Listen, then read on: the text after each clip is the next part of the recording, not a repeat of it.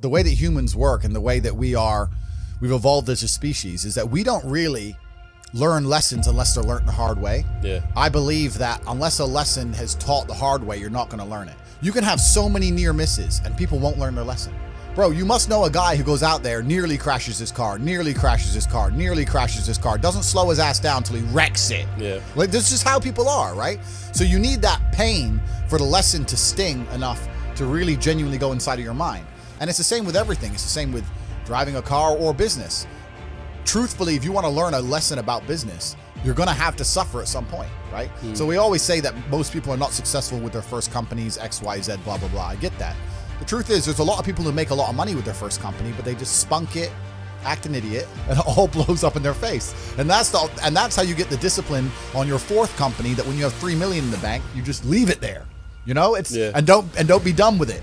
So you need to go through some pain. You need to experience some negative things. You need to have to a degree some trauma to really even learn any lessons. So yeah, business studies, you're right. The book, that's not going to teach you anything about business. You need to get out there on the streets. You need to make mistakes. You need to suffer. You need to have the tax man knocking at your door. You got to deal with all that stuff so that you make sure it doesn't happen again. I really think that humans are stupid enough to only learn the hard way. That's kind of how it works. People are the most important thing.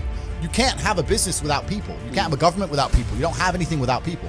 So I don't see why you wouldn't have the people you're born with, who share blood with, and just do a handshake as men and say, okay, let's not fuck each other over and let's get rich. Because now you're doubling your manpower, right? You're doubling up. So I think that I was always close with my brother and he's always been close with me because we are a team, and you need to have a team. And if you have a team, you stand a better chance. It's player versus player out here, man. It's on the street. It's not easy. For every dollar you make, for every pound you take, you took it from someone else. You don't make money, you take money. People don't understand the way that money works. You're not the Federal Reserve. You can't create money from thin air. Every single pound in your bank is money you took from someone else. And when I say take, I don't mean it in a negative way. You might have convinced them to give it to you.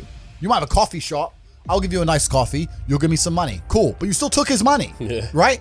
So if you're out here trying to take stuff from other people, don't you want to have a team? You want to do it by yourself? You want to be Rambo?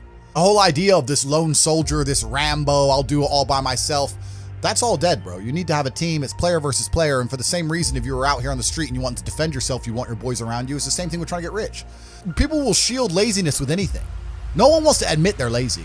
So they'll shield it with disbelief. That's a scam. Or, I don't work hard, I work smart. Bollocks. More cover. Just anything it takes to say, I don't want to work. Do you believe in that? Work smart or not harder? I believe in both. Yeah. But there's a time when it comes to work smart. And most people are trying to do the smart work before they do the hard work. It's kind of like talent, right? You don't notice if you're talented at something until all the hard work's done. Yep. I could be the most talented tennis player in the world, but I don't play tennis. So if I go down the tennis court, Joe Schmo is going to smoke me. I don't get to see my talent until I've worked so hard that I'm in the top 1%, and now I'm beating them because I have some God-given gift. Yeah. You understand? Yeah. You have to do the hard work first. If there's no hard work, there's no smart work. So someone's going to sit there and go, I work smart, I don't work hard, so I only have to work an hour a day. If working smart gets you a lot done in an hour a day, then you should work smart for 12 hours a day and get 12 times the work done. I am absolutely and utterly a believer in hard work. I'm a proponent of hard work. I have all this money and all I do is work. My entire life is work. This podcast is work. I'm getting in the car, I'm going to another meeting, work. That's work. I want to go to the gym so I'm in good shape, work. It's all work. My entire life is work. And people don't want to look at life that way. They want to talk about work-life balance and being lazy and all this crap. I don't believe in any of that. I believe in, if you want to win, you have to outcompete the man who's prepared to do nothing but work. It's player versus player. If you're going to sit there and go, I don't want to work more than an hour a day, well, the guy who does want to work more than an hour a day is going to beat you. And no matter how smart you are, there's always a smart dude who's doing the same smart work you are for more hours than you're doing it. That's just the nature of the game. You have to just work. At some point, you have to bite the bullet and just work. Lazy people never get anywhere in life, doesn't matter what it is. Doesn't matter if it's tennis or money. If you're lazy, you're never going to get. And another thing about people is they're quitters. I can't stand quitters.